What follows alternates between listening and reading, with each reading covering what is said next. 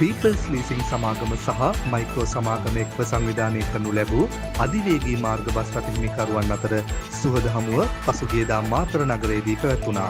එම අවස්ථාවට සහභාගී වූ අධිවේගී මාර්ග බස් රථ හිමි එස්.එස්. ආරච්චි මහතා පීපල්ස් ලීසිං සමාගමේ නව මූල්‍ය සැලසුම් පිළිබඳ මෙසේ අදහස් දැක්වීම සිදු කළා.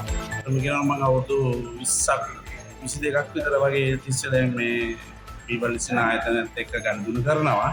මම ගනුදෙනු කරන්න හේතුව මම තෝරාගෙන තියෙන්නේ මම කියන්නේ අනිත් අයටත් මේක තෝරගන්න කියලා. හේතුව මහත්මාකමින් අපිට නැති බැරි වෙලාවට හැම දෙයකම මේ උදව් කරලා මේ ආයතන පැත්තනොත් අපේ පැත්තනොත් හිතලා සහයෝගය දෙන නිසා.